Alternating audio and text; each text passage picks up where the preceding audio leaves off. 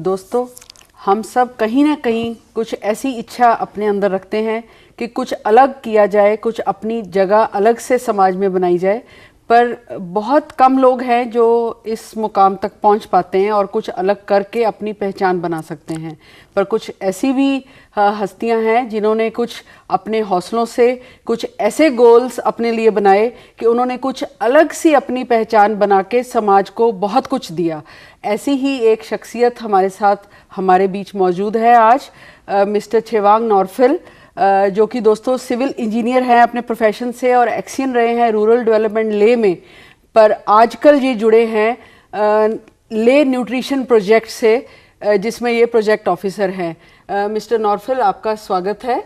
और सबसे पहले जो मैं ये जानना चाहूँगी कि जो ये न्यूट्रिशन प्रोजेक्ट है ले का, इसके साथ आप कैसे जुड़े और इसकी स्थापना कैसे हुई और इसके पीछे क्या उद्देश्य है इसका प्रोजेक्ट का? ये ऐसे हैं रेखा जी, पहले 1976 में वहाँ लद्दाख में काफ़ी फ्लड आया था, तो उस वक्त काफ़ी माल न्यूट्रिशन का वो प्रॉब्लम हुआ था। तो सेव द चिल्ड्रन ने, यूके ने ये ले न्यूट्रिशन प्रोजेक्ट एस्टेब्लिश किया। तो 1975 में ये रिस्ट्रक्चर हो गया। तो इसके साथ साथ मैं भी वहाँ से रिटायर हो गया। तो इनमें में क्या हुआ, यहाँ वाटरशेड डेवलपमेंट का एक project central government sponsor scheme है, एक अच्छा वो स्कीम को निकला।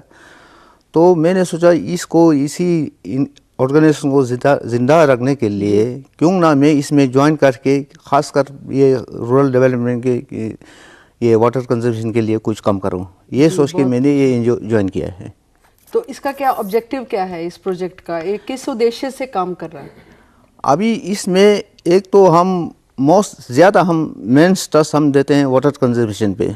बहुत खूब। दूसरा हम वहाँ ये एजुकेशन पे भी वो काम करते हैं। थर्डली हम जो इनकम जनरेशन एक्टिविटीज़, तो जितने भी जो आजकल सेल्फ हेल्प ग्रुप बना है उसको कैसे स्ट्रेंथन करें, तो इसके लिए हम काम करते हैं।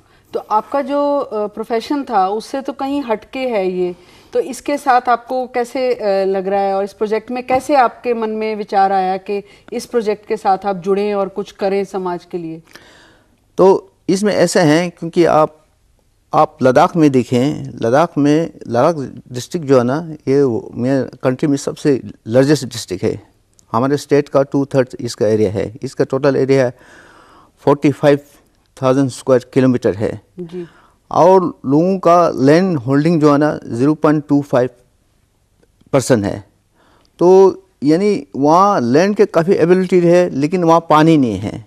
तो पानी की वहाँ बहुत लोगों का किल्लत महसूस हो रहा है। तो इसको थोड़ा हम सोचते हैं क्यों ना हम इस थोड़ा पानी एक बूंद पानी को बचा के, किस तरह से इसको जो है अपने विचारों को किस तरह से धारणा दे के किस तरह से शेप दिया, किस तरह से आप वाटर कंजर्व कर रहे हैं उधर, कुछ इसके बारे में बताएं। अच्छा, वाटर कंजर्वेशन का तो कई इसमें तरीके हैं। एक तो हम क्या कहते हैं वाटर डाइवर्शन चैनल बनाते हैं, एक हम वो वाटर रिजर्व बनाते हैं, एक हम आर्टिफिशियल, इसमें एक आर्टिफिशियल ग्लेशियर जो ना वो भी इसका एक पार्ट है। तो क्योंकि हमने आर्टिफिशियल ग्लेशियर इसलिए हम बना रहे हैं क्योंकि वहाँ विंटर में कोई चीज़ क्रॉप उगा नहीं जा सकता है। तो उस टाइम में क्या होता है, मोस्टली हमारा पीरियड का जो पानी जो है ना वो ज़ाया हो जाता है। तो हमने सोचा अगर हम इस जो विंटर में जितने भी जो पानी जो ज़ाया हो रहा है, अगर इसको कहीं किसी तरह से यानी in the shape of ice, इसको अगर हम इसको प्रिजर्व कर सकें, कंजर्व कर सकें, तो ये इरिगेशन पीरियड में ये उस यूटिलाइजेशन के लिए हो सकता है। तो मिस्टर नॉर्फिल, मैं गलत नहीं होंगी, जैसे आपको आइस मैन ऑफ ले से भी जाना जाता है जी। तो किस तरह से ये जो आर्टिफिशियल ग्लेशियर की बात कही, एक आम आदमी तो ये समझता है ग्लेशियर जो है वो एक बहुत खतरनाक चीज़ है और जैसे वो जब फटता है तो काफ़ी बर्बादी भी देता है समाज के लिए। तो ये किस तरह से आप इसको आर्टिफिशियल ग्लेशियर के नाम से जो आप बता रहे हैं, इसके बारे में थोड़ी सी जानकारी और दीजिए।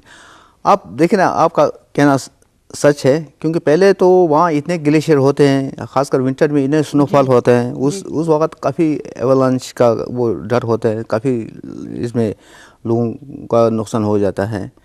अभी देखना, अभी क्योंकि 40-50 साल से वहाँ जो पहले हमारे वहाँ स्नोफॉल होता था और उतना अभी स्नोफॉल नहीं होता है। उस टाइम में क्या था, इतना स्नोफॉल होता है कि उस वजह से ये जितने भी वहाँ ग्लेशियर वो हर साल उसका ऐड होते जाते हैं। ग्लोबल वार्मिंग का असर है। आप ड्यू टू ग्लोबल वार्मिंग, एक तो वहाँ ये स्नो कम फॉल होने की वजह से, क्योंकि हमारे जितने भी जो ग्लेशियर हैं वो सब रिसीडिंग हो रहा है हर साल। बिल्कुल सही। और दूसरा ये है क्योंकि वहाँ देखिए ना, जितने भी वहाँ अभी मैं कहता हूँ 80% जो है ना वो इसे स्नो, उनका main source of irrigation water जो वो स्नो मेल्ट और ये ग्लेशियर मेल्ट पे डिपेंड करते हैं। बेशक हमारे वहाँ 2-3 बड़े बड़े वो ये रिवर्स हैं, लेकिन वो रिवर जो ना काफ़ी लो लेवल पे वो बहती है, लेकिन जितना भी हमारा वहाँ जो गाँव है वो यानी हाई एल्टीट्यूड पे ये सेटल है।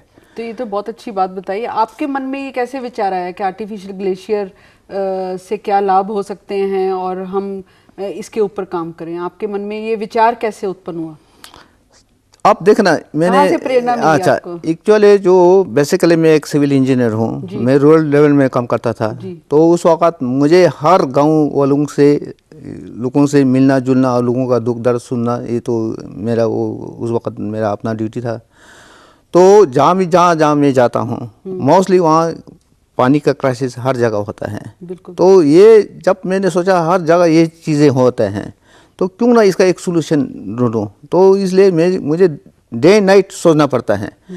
एक दिन बाय द वे मुझे एक ख्याल आया कि देखें, आप देखो वहाँ एक मेरे घर के सामने एक नाल है, तो उसमें सर्दियों में हमें पूरा उस नाल को थ्रू आउट डे नाइट उसको रनिंग रखना पड़ता है, क्योंकि अगर थोड़ा इसमें फ्लो कम हो जाए तो फ्रीज हो जाता है, फिर जम जाता है, तो फिर ये ब्रश हो जाता है। तो जब एक छोटा एक नाल बार के जो पानी जब 24 घंटा वहाँ बहते रहते हैं तो थोड़ा कुछ ना कुछ वहाँ आइस, नीचे एक आइस थोड़ा सा फॉर्म होता था जी।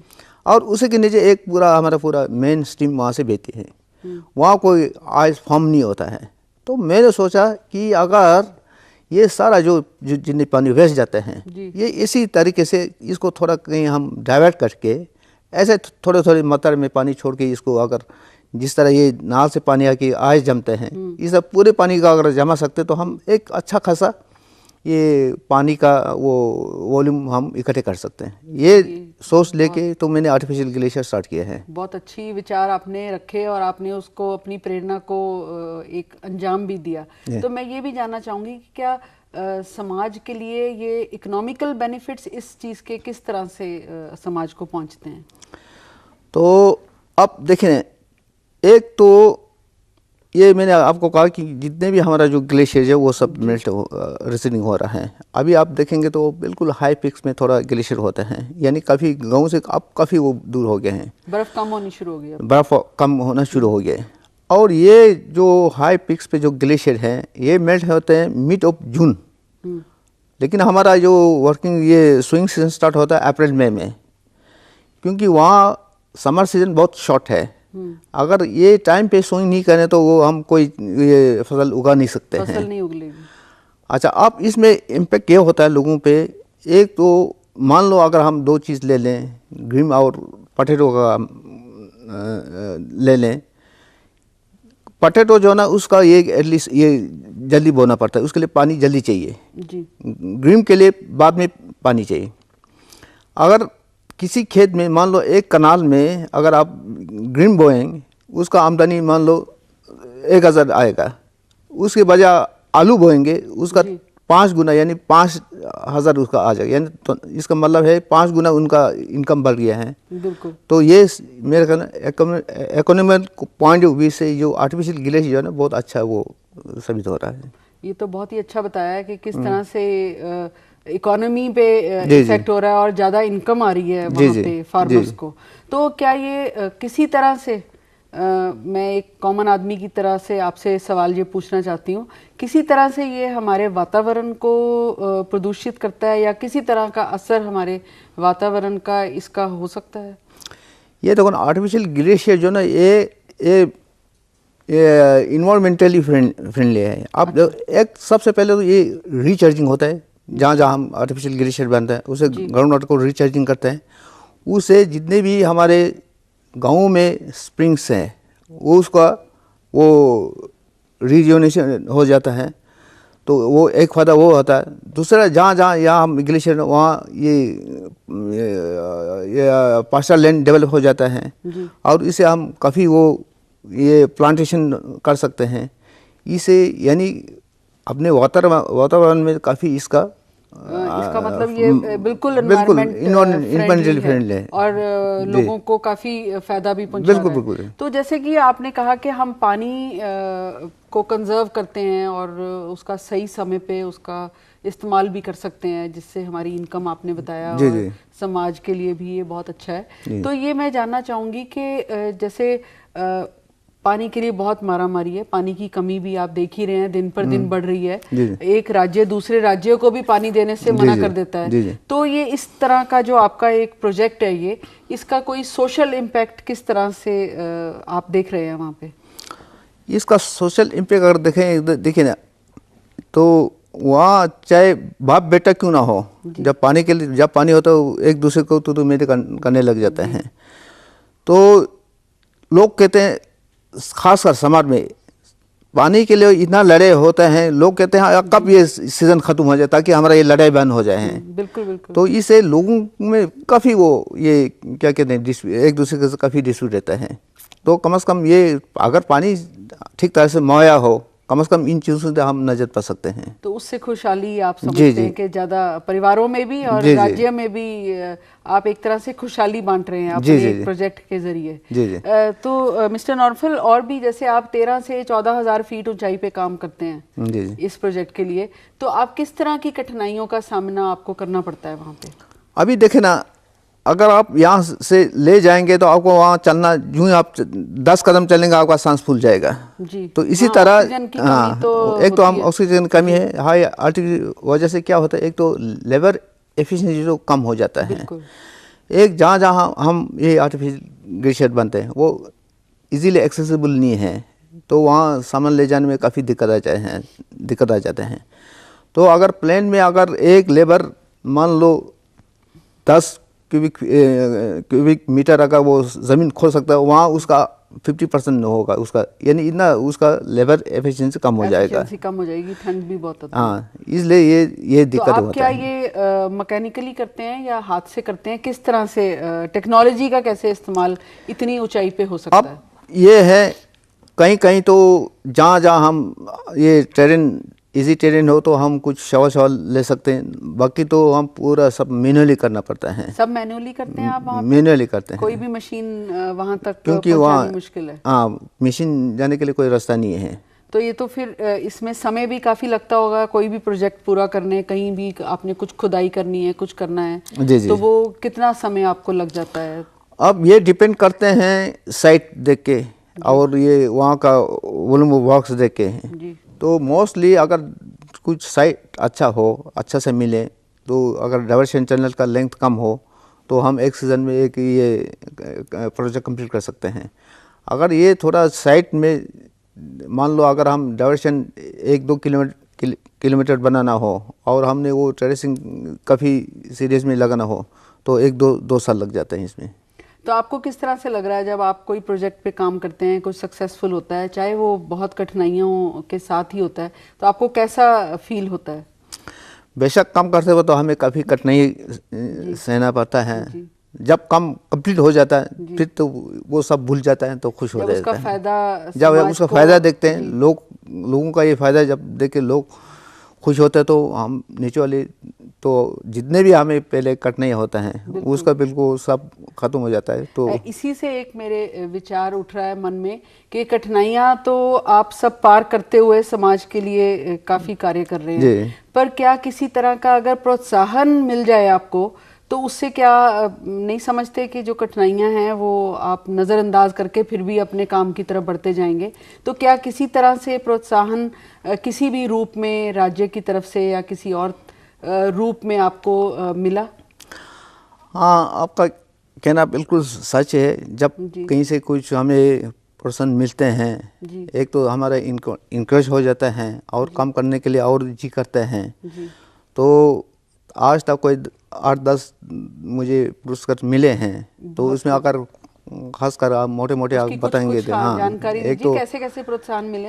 एक तो बेस्ट रूरल इंजीनियरिंग का वो अवार्ड मिला है, वो प्रेसिडेंट जब के नारायण से उनसे हाथ से। फिर उसके बाद ये लिम्का बुक रिकॉर्ड में भी उसका वो हुआ है, लिम्का बुक ऑफ रिकॉर्ड में। जी, बहुत खूब।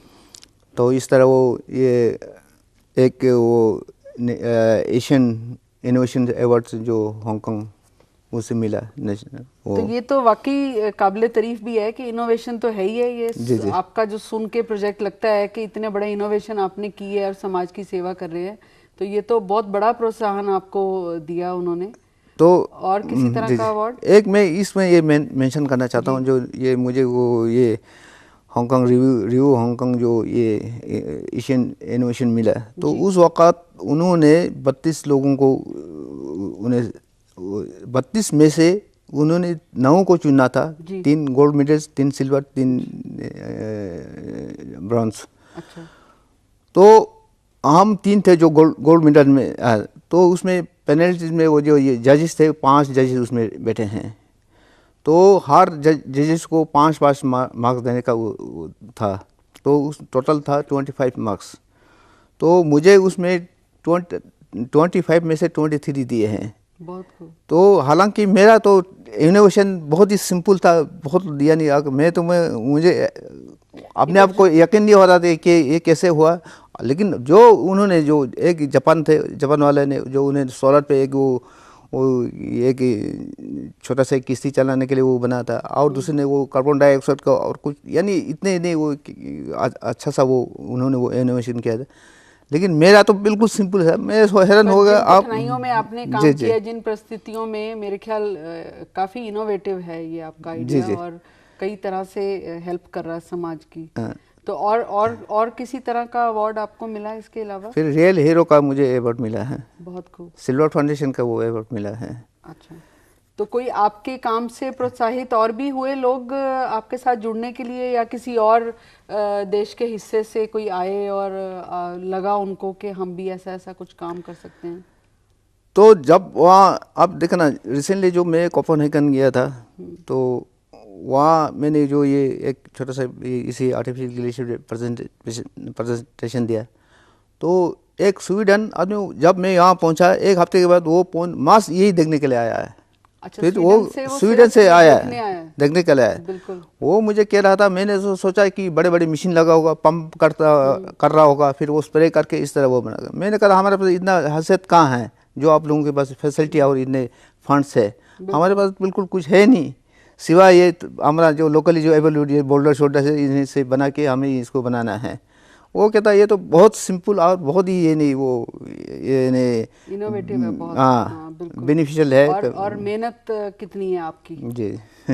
तो मिस्टर नॉर्थफल, बहुत अच्छा आपने बताया, और मैं समझती हूँ कि आपकी जो मेहनत है इतना रंग ला रही है लेह लद्दाख के लोगों के लिए, और यही कामना कर सकते हैं हम कि आगे आपको बहुत सारे फंड्स भी अवेलेबल हों ताकि आप टेक्नोलॉजी का भी इस्तेमाल कर सको, और लोगों को भी प्रोत्साहित करो कि वो ये प्रोजेक्ट में काम आगे करते रहें और आगे भी फायदा पहुंचाते रहें।